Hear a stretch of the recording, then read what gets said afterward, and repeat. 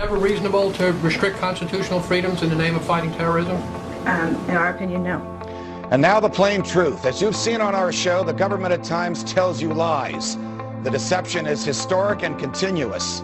The government needs to be exposed because it cannot be trusted to expose itself. We live in exciting and fearful times.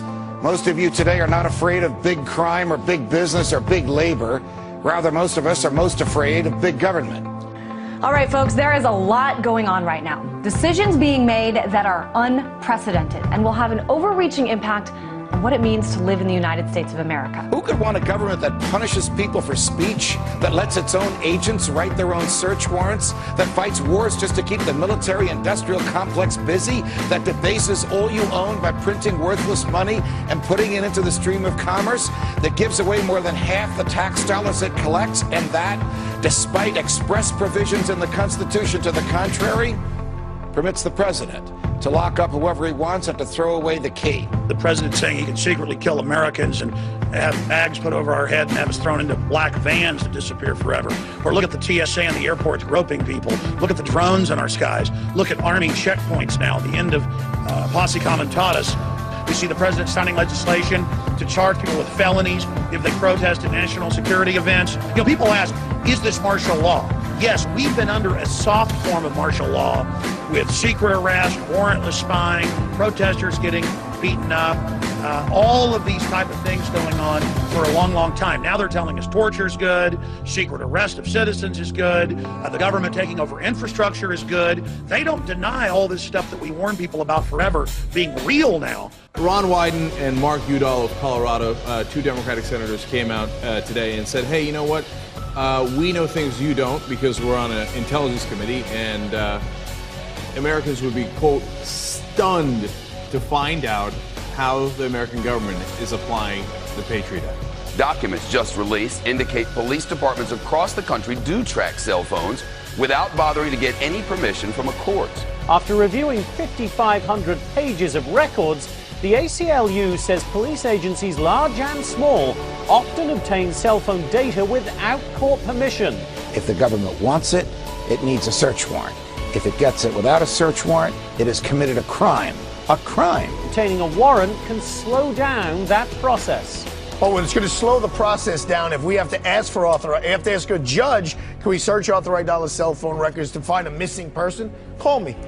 A cell phone warrant, it usually took me about 15 minutes. Once you've written one, you've written all of them. You know, warrants are in our Constitution. You need to get a warrant before you search or seize anything. But apparently the Constitution no longer applies. The ACLU saying in the report this has become big business for service providers. The practice is so common that cell phone companies have manuals for police. If my cell phone company is going to give up my information, I think they need to send me a note in the mail, say we gave your information to a third party, because they always tell you we're not going to give your information to a third party. But they also found training manuals, like one from the Iowa City Police Department that says, in quotes, do not mention to the public or the media the use of cell phone technology or equipment used to locate the target subject. The manual also advises not to put this stuff into the police reports. So, doesn't that make you feel safe? Law enforcement is doing something that they know would probably cause public outrage and which they know raises legal questions. So their solution is not to stop doing it. No, of course not. Their solution is just to hide it from you. Unless they suspect me of a crime, the police do not need to follow me. That's why they need probable cause. And people say, what do you have to hide? I don't have anything to hide, but the police don't need to follow me if they have no reason to think that I'm in Al-Qaeda. And by the way, I'm not in Al-Qaeda. You know, it's just another sign of our ever-expanding surveillance state. One that's being sold to the people as a buffer against terrorism. But the truth is, it's being used by law enforcement all the time to track people that have nothing to do with a terrorism-related investigation. It started with the FBI, and the government said, oh, we have to let the FBI do it because they're tracking terrorists. Now it's no longer terrorists, it's every case, any conceivable case, and it's no longer terrorists, and it's no longer just the FBI, it's all the local police as well. So there you have it. That's how we destroy our Constitution right in front of our eyes. The ACLU's most recent info sheet says that 1.7 billion, with a B, emails, phone calls, and text messages are being intercepted and stored by the U.S. government. Now, the CIA, or the Central Intelligence Agency, prides itself on being the best spying machine in the world. But how much are new technologies that, we're all growing to love, growing to depend on, making the job easier for them? Be it social networking, a variety of gadgets that we all use that are now connected to the internet, like your PlayStation, your smartphone, your GPS.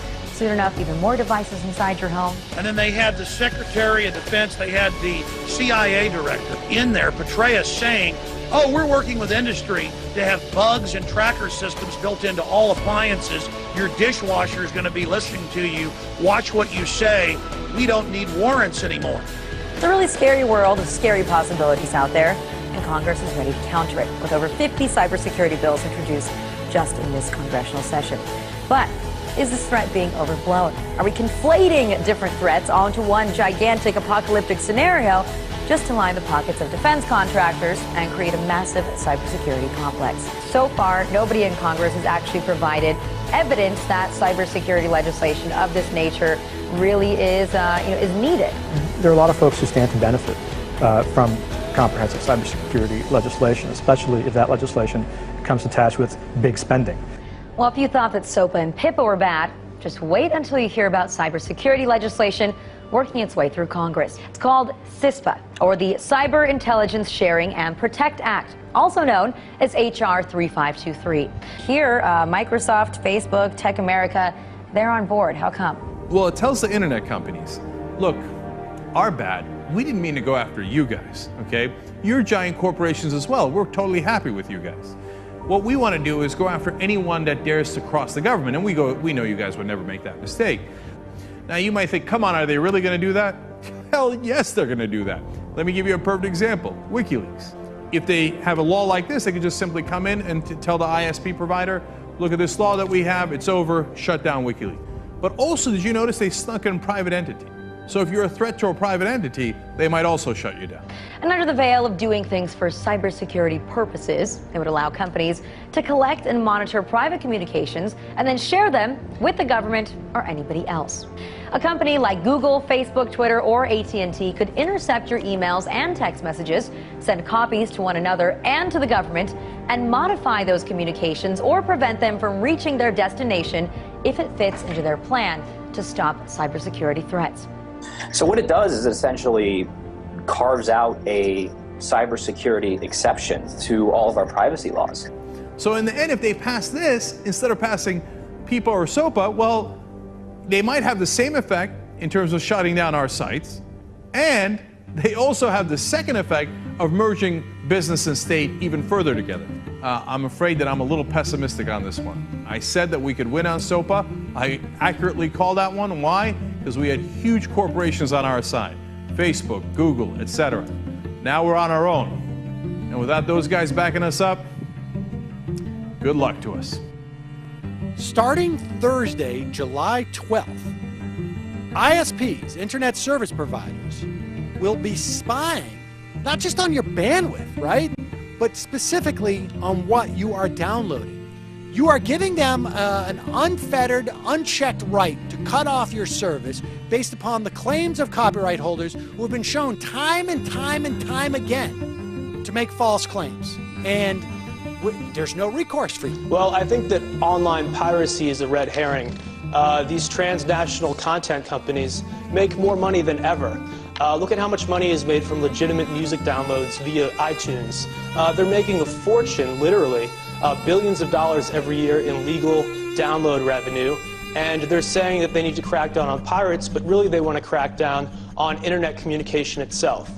Talking Points memo reports that Facebook has started to ask certain users to upload photos of their government-issued ID cards. That includes passports, driver's licenses, work or military IDs will also do. And these documents indicate that the Department of Homeland Security has been spying on us on Facebook, and they're looking for specific words. And some of the words that they're looking for in our profiles includes marijuana, right? So I'll give you an example of some of the, words that set the alarms for the Department of Homeland Security. Drill, all right, drill, exercise, airport. Exercise, okay. Well, why don't you just go ahead and waste all of our time and our money going after that? Airport, drug, narcotics, cocaine, and marijuana. But once you create these things, they grow out of control. They do. And Big Brother just keeps on rolling on. I mean, we live in a police state at this point, with the police enforcement spying on innocent people without absolutely no probable cause. This is just another example of that. Not only is your every move on Facebook now being posted for your friends to see, but Facebook might still be watching even after you log out. Sure. So over the last few decades, we've increasingly come to entrust third parties with our private data. All of these companies have been trusted by us, and they're collecting data about us in many cases and storing it, in the cloud or in some data center. And once the data leaves our possession, it's really up for grabs for the government. A new AP investigation has revealed that the NYPD was spying on activists as far away as New Orleans. Now, if the NYPD is traveling down into Orleans to monitor a protest and tracking Muslims all over the Northeast, then one can only imagine how they're reacting to the Occupy movement. It's being called intelligent CCTV, surveillance cameras that can pick out suspicious behavior in a crowd and stop terrorists before they strike. Researchers in Reading are leading the world in developing the new technology. Researchers at Reading University think they've got the technology to spot the terrorists before they strike. First, there were eyes on the street, and now there are eyes in the skies. The Director of National Intelligence has given the go-ahead for the nation's spy satellites to be used regularly by U.S. civilian agencies and law enforcement. Now the Department of Homeland Security wants to monitor anybody who's leaving the United Kingdom, not just Americans. Now, those who are traveling to Mexico are also going to be sharing personal details, especially if they're flying to Mexico City or to Cancun. And if any travelers are pondering a vacation in Cuba or the Caribbean, be prepared to give over your info too. This is an excuse to collect everybody's information about the TSA. Turns out they're not just doing these things in airports anymore. They're now doing them at ferries. They're doing them at bus stations, on subways. So are you ready to just start having TSA everywhere that you go? Yeah. Oh, the part I found most interesting is that they've been working with ICE. So, you're going to get your papers inspected while you're being fondled. We have a $2 billion data center being built out in the Utah desert to spy on American citizens. It's NSA's newest and biggest surveillance program. It's called Total Information Awareness. The program targets all kinds of electronic information from around the world. So this includes emails, tweets, texts, phone conversations, you name it, from U.S. citizens. It's being called the biggest spy machine ever. It's just going to get bigger. They're just going to use these resources in new ways. To be specific, they show that the FBI taught its agents that they could sometimes, quote, bend or suspend the law in their hunt for terrorists and criminals. It outlaws certain forms of peaceful protest. If you happen to be within close proximity to high-ranking elected officials who are receiving Secret Service protection, that can be considered a felony. So if you can't protest in your own nation's capital, what kind of constitutional republic have we become? The UK is going to start testing these lasers that temporarily blind individuals, especially if they're participating in protests or riots. Yeah, in other words, if people start speaking up against the government, we're going to temporarily blind them. When you don't have the right to protest, you don't have much left. Just more proof that your freedom of speech really ain't all that free. In fact, it just might land you on a government list. It gives the military the power to indefinitely detain American citizens suspected, just suspected, not convicted, of some sort of involvement or affiliation with terrorism. It basically means the president, the administration can just say, you're a terrorism suspect, the military takes you away, and we may never hear from you again. Obama had said he didn't want to sign it. Then it turned out he demanded that the provision for secret arrest of citizens and secret killing and torture be added. Is that this means that the military, not our civilian justice system, is going to be in charge. What's wrong with the court system that we already have? Nothing, actually, if you consider the fact that there have been more than 400 people in the last 10 years that have been prosecuted successfully in our federal courts for terrorism-related offenses. Military commissions, on the other hand, only 6 cases. This is part of the problem. The dangers of this overly expansive global war on terror is that anything can now be deemed a battlefield by the administration. ICE is responsible for holding 32,000 people in immigration detention without any charges on a single day. So why are so many of these immigrants actually ending up in jail? Well, you see, it all comes down to money. Private prisons make a killing off of undocumented immigrants because they can hold them in their prisons, allowing the detention centers to meet their financial goals. Private prisons make money off of incarceration. The more people they lock up and the longer they keep them, the more money they make. They're clearly making a business out of rounding people up. The profitability of private jails depends on the prison population continuing to go up. The rate of incarceration in the U.S. has quadrupled since the 80s. While public prisons are accountable to the public, private ones answer only to shareholders and are not subject to external scrutiny. That means many private contractors face few consequences for the poor or even inhumane treatment of detainees. All right, so let's get back to what I opened the show with. More war on terror that shows no signs of waning. We've got the Secretary of Defense telling 60 Minutes that they will not show any evidence and the public will just have to believe the administration when they label someone a terrorist and execute them without any due process. So, all that we can get from Panetta's answer here is that the evidence doesn't matter. Due process in a courtroom to prove that evidence doesn't matter. If the government calls you a terrorist, they can kill you, and the rest of us are just supposed to take their word for it. The U.S. government now laying out its legal argument for killing American citizens overseas without a trial. But what about targeting people on U.S. soil? Does that only apply to U.S. citizen that's overseas, or does that apply to U.S. citizen that's here? I'd have to go back. I'm not certain whether that was addressed or not. So that we have clarity here, he is not certain whether it was addressed, whether our government can kill our own people inside our own country.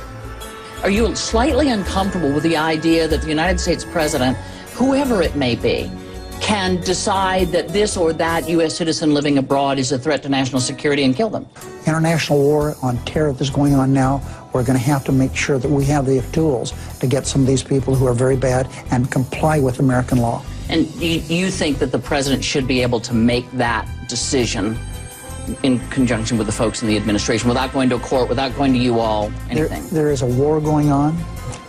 There's no question about that. He's the commander-in-chief, and there's been guidelines set, and if he follows those, I think he should be able to do it. Just so I understand correctly, are you really saying that in certain situations, the president can decide whether it's in the best interests of the nation and then do something illegal? I'm saying that when the president does it, that means it's not illegal. This federal government, this administration says it can kill Americans when they're riding with their children in a car in a desert. That is quite a horrifying reality of how our government functions these days, of how completely out of hand this war on terror has become. So we can kill you anywhere, and we don't have to ask a damn soul about it. So Eric Holder said, okay, you know what, we've been getting a lot of flack for that. I'm going to go to Northwestern, I'm going to clear this thing up. And he did. He gave a speech where he explained that there are no rules. Some have argued that the president is required to get permission from a federal court before taking action against a United States citizen. This is simply not accurate. Due process and judicial process are not one and the same, particularly when it comes to national security. The Constitution guarantees due process. It does not guarantee judicial process. And now a new interpretation of the Constitution where due process is a bunch of guys in the executive branch getting together saying, should we kill somebody? Yeah, let's go ahead and kill him. But the thing that makes it critical here is that the U.S. government unilaterally, without any proof, without any due process at all, is actually pointing the finger and saying, you, my friend, are a terrorist. So the question then becomes, if they get to decide, what makes you question whether or not they can't decide that it's you, or it's me, or it's my neighbor, or my father, or my son? The Constitution says to the contrary. The Constitution says if the government wants your life, or your liberty, or your property, it has to articulate to a jury what law you have violated and prove its case beyond a reasonable doubt to that jury. It's called due process. Without due process, the government could take anything it wanted and kill anybody it wanted. Well, the U.S. Department of Homeland Security, along with the U.S. Immigrations and Customs Enforcement Office, have placed a large and rather interesting order. They've ordered 450 million rounds of ammunition to be made and delivered to them over the next 5 years. All right, so this is interesting because this is not the Pentagon making the order for the military. It's DHS and ICE. And to give you a little perspective here, there are only about 311 million people living in the entire country. So it begs the question, why such a massive order, 450 million bullets? DHS, Department of Homeland Security, consists of the TSA, the Transportation Security Administration, and Immigration Services. This is a domestic law enforcement agency. And to be fair, some people online who don't want to believe what's going on have said that this is just going to be used for target practice, or also It could be that the government is simply stockpiling ammunition because they don't want to get into a situation where there's an ammo shortage and our law enforcement officers don't have any ammunition. And those are both fair points, but that kind of ammo that they purchased from ATK, hollow point ammunition, as you had explained, it's designed to, tear through human flesh and then expand. It's designed to kill people. This is not the optimal kind of ammo you would buy for target practice. It's more expensive and it's more precise. But even if they're burning through 20 million rounds a month to train their agents, this is still overkill. This is still too much. So best case scenario, this is sort of a waste of taxpayers' money. And worst case scenario is, as you said, they're planning for economic unrest or violent protests or something that requires hollow point ammunition on a wide scale. And they have an open bid right now, DHS, for even more ammunition for 175 million rounds of .223 caliber rifle ammo. We're rapidly militarizing our domestic law enforcement officers, and I think a lot of people are scared. TSA is scary enough. Wait until they all have guns. Well, I mean, you can't speak back when they're groping you at the airport. Since 2001, the federal government has spent $34 billion on militarizing our local police enforcement. However, several police stations across the country has splurged on some pretty fancy equipment. The Bearcat 3. This is a 9-ton armored vehicle with bullet-resistant windows, gun ports, tear gas dispenser, loudspeaker, and a battering ram on the front bumper. Several departments, including the NYPD, are also using mobile watchtowers, giving cops an eye in the sky. Well, they took it one step further and used a DHS grant to get their own weaponized drone. That's right, this $300,000 Shadowhawk drone made by Vanguard Defense Industries weighs 50 pounds and can be equipped with a beanbag launcher and a taser, giving officers the ability to stop a target from the sky. Does the name Shadowhawk sound familiar? That's because they're the same brand that's used by the military in Afghanistan for counterterrorism operations. So why do cops need a tank or a drone? Well, they don't. But if they can get one, then they figure why not. Call me crazy, but these devices need to be left to the military for war situations, not to use against Americans for domestic purposes. And of course, if you throw the words national security or terrorism in there, everyone acts like it's no big deal. Even though these police departments don't need this equipment, they will still use it, and they'll use it for stupid things. Like, for instance, they'll go to they'll raid a party, for instance, right? With a tank. No, but this is happening throughout the country, right? Like, this is a police state. Our police enforcement is militarized, so they'll overreact to stupid situations. And to give all of these agents so much firepower, it really does make you wonder if they know something that the American people do not know about. They're talking about inserting the Army into domestic law enforcement. Senator Lindsey Graham, who supports this bill, says, quote, "The homeland is part of the battlefield, and people can be held without trial, whether an American citizen or not." The government may be preparing for some sort of martial law. We shine the spotlight on an executive order that the White House was hoping that you would never learn about. Now, the president signed the National Defense Resources Preparedness Executive Order. It gives the president the power to control U.S. resources in times of war and peace. Now, this includes, but is not limited to, food and livestock, water, plants, energy, health resources, transportation, and construction materials, and gives the government the ability to, quote, control the general distribution of any material, including applicable services, in the civilian market. This would give the president of the United States the authority to declare, basically, martial law during times of peace. So it's starting to sound more and more like we're getting closer to martial law by the day. Now, while you say that most Americans say that they don't care, they have nothing to hide, I think those Americans would care, might feel differently if it turns out that what the police were doing is illegal. They're law enforcement, and yet many departments aren't even bothering to get warrants because they can get the technology on their own. And, going through the court system, getting a warrant, all that stuff is just so tedious. If you're not breaking the law, if you're not doing anything wrong, then you shouldn't worry what the government is doing. Well, I think the average person out there thinks that this is only being used to pursue radical Islam and these terrorist groups, but they don't need a law like this to go after 150 or 200 people. This is being used on tens of thousands, maybe even hundreds of thousands of Americans, where they just go on these fishing expeditions looking for stuff. And, your viewers out there can say, if I'm not doing anything wrong, I don't have anything to worry about. But we've always been told from a young age in school onward that if you're not doing anything wrong, the government in America does not look through your emails. The government does not look through what you're doing. If it's the bad guys, it's those foreign terrorists, that it's okay. It's not like my government would ever do it to me. But guess what? You're wrong, because your government would totally do that to you, and now they'll be able to by law. Some of the things that make you suspicious of terrorism are having food, having more than 7 days of food, missing fingers on your hand, having ammunition, having weatherproofed ammunition, having several guns at your house. That's right. People who pay for small purchases in cash, like coffee or gum, apparently that's a big red flag. Big time. So you should be careful of those that are overly concerned about their privacy. And that is the exact language in the FBI pamphlet. And attempting to shield your computer screen from other patrons, well, that's a sure sign that you're suspicious. We're talking about someone suspected of activities. All right, so despite the fact that there's no relation to any terrorist activity or investigation, the government has decided that they want to keep all that data that they have about you anyway, because you never know when you're going to need it somewhere down the line. But as much as we all want the country to be safe, want the authorities to be on top of it, are we really willing to have the government consider each and every one of us a terrorist? Because you see, that's essentially what's happening. If you look at the language within the guidelines of the NCTC and what it's meant for, it's supposed to receive intelligence exclusively pertaining to domestic terrorism. Counterterrorism officials are now allowed to keep tabs on anyone for up to 5 years, even if they have no ties to terror.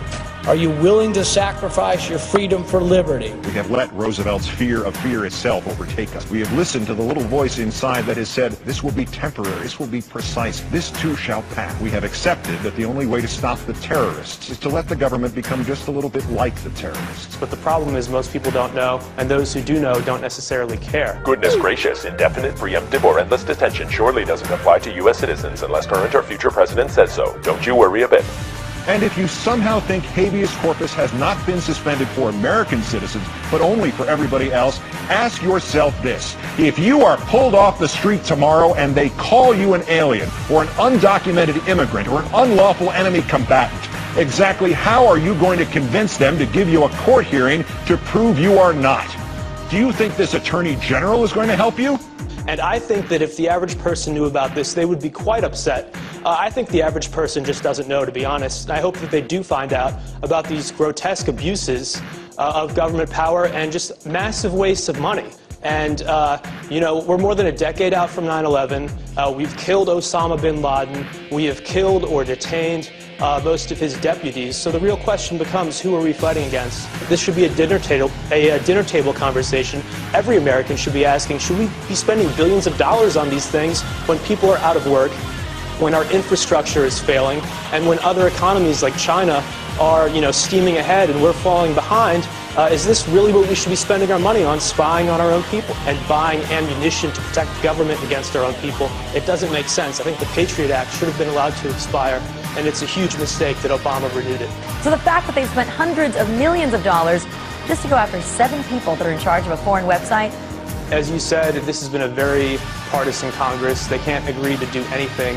And yet, it seems like over the past few months, they've really been hell-bent on taking away Americans' rights. And I don't know why that is. The thing is, you also have to realize that it's all part of the bigger picture. It's all connected. The world around us has been manipulated, coerced in a direction where human life is outweighed by profit. Corporations and bankers now influence the policies, regulations, and even the decisions made by our own governments who have sold us down the river. They took our dreams, our futures. They took them from you, from all of us. And in their own arrogant, condescending fashion, they expect you to roll over and accept it. They pass into law further restrictions on your personal rights and freedoms. They want you to shut up, to keep quiet, keep you alone and all of us divided. Marketing has you chasing an image, telling you what you need to do, what to think and say, how to feel, how to dress, how to be you. Who are you? Do you even know? Can you honestly tell me that you are happy with life as it is defined for you? Open your eyes, it's all out in front of you. Stop trusting these crooked politicians. They don't care about you. They don't care. The will of the people is not a profitable investment. All the while you chase the dream life they created for you, waving it in front of your face like a carrot on a stick. Stop it. Stop being guided through life. We need to quit letting the decisions of a few control the lives of the many. We need to take our future, our children's future, back into our hands. But it's clear that despite the growing number of people that have come out opposing these bills, the government is going to continue waging its own war without the support of the American people. And even if these bills don't pass, the only threat is the threat of ideas. So guess what, everybody? Say goodbye to that America that you once knew. Our government sucks. So we need to wake up and speak out about these practices before every shred of our privacy is gone. America, the greatest losses to our freedom have come not from someone attacking us, but from the government ignoring the Constitution and the majority letting them get away with it. Yeah, we torture. Yeah, we spy on you. Yeah, we do all of this, but it's no big deal. Get used to it. You know what? We're not going to get used to it. One day, somebody's going to have to make a stand. One day, somebody's going to have to say enough. People should not be afraid of their governments. Governments should be afraid of their people. When the people fear the government, there is tyranny. But when the government fears the people, there is liberty. So what do you say? Maybe we should all just stop paying our taxes and revolt. Because this is bull. It's time to wake up. First, you've got to get mad. You've got to say, I'm a human being. God damn it. My life has value. The gift of freedom that is yours by right. We must never let them take it from us. I'm as mad as hell, and I'm not going to take this anymore. This battle is just getting started.